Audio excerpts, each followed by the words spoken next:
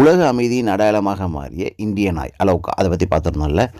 அதேமாரியே பாண்டிச்சேரியில் ஒரு நாய் இருக்குது, நம்ம பார்க்கலாம்னு சொல்லியிருந்தேன். அது வேறு யாரும் இல்லை, இவங்க தான். இவங்க வந்து புதுச்சேரி முதலியார்பேட்டை காவல் நிலையத்தில் இருக்கிற இந்த நாய் இந்த ஸ்டேஷனை அவ்வளோ கண்ணும் கருத்துமாக பார்த்துக்குதுங்க.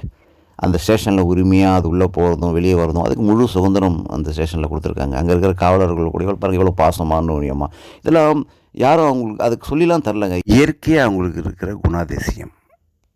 இதையே நான் அலோகாவுக்கு ஒப்பிட்டேன் அப்படின்னு பார்த்தீங்கன்னா, புதுச்சேரியில் சமீபத்தில் சட்டசபை தேர்தல் வந்துச்சு இல்லைங்களா. அந்த வாக்குப்பதிவுக்கு முந்தின நாள் புதுச்சேரி முதலியார்பேட்டை சரகத்துக்கு உட்பட்ட பகுதிகளில் துணை இராணுவ படை கூட புதுச்சேரி காவலர்கள்லாம் இணைந்து ஒரு அமைதி ஊர்வலம் நடத்துனாங்க.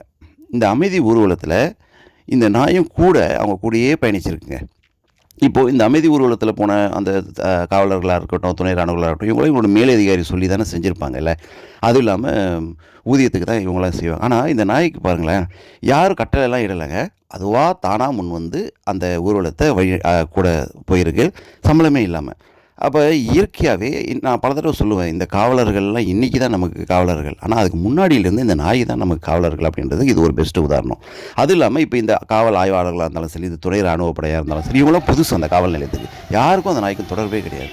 இருந்தாலும் இது தான் கடமை அப்படின்னு சொல்லிட்டு தானாக முன் வந்து அந்த ஊர்வலத்தில் அது கலந்துக்கிட்டது வந்து ஒரு பெரிய ஆச்சரியம். போகிற வழியெல்லாம் பல அந்த பகுதியில் இருக்கிற நாய்கள் குலைக்கிறத பொருட்படுத்தாமல் இது நான் இந்த அமைதி பேரணியில் இந்த காவலர்களோட இதில் நானும் ஒரு அங்கம் அப்படின்றத அது எவ்வளோ அழகாக காட்டியிருக்கு பாருங்களேன். இவ்வளோதாங்க, இதுதாங்க இது நாயோட புரிதல் நமக்கு இல்லைன்றது தான் இதை காட்டுது. ஏன்னா அவ்வளோ திறமை, அவ்வளோ நல்ல விஷயங்கள் இந்த நாய்கிட்ட இருக்குது. அதனால தான் நாய் மனிதர்களும் உற்ற நண்பர்கள் ஏன் சொல்கிறாங்க அப்படின்னா, இதுமாரி பல காரணங்கள் இருக்குது.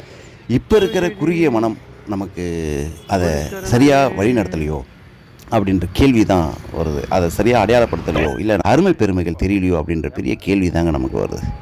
சிந்திச்சு பாருங்களேன். இவ்வளோ ஒரு அருமையான ஒரு ஜீவன், பல திறமைகள் இருக்கிற ஒரு ஜீவனை நம்ம மிஸ் பண்ணுறோமா?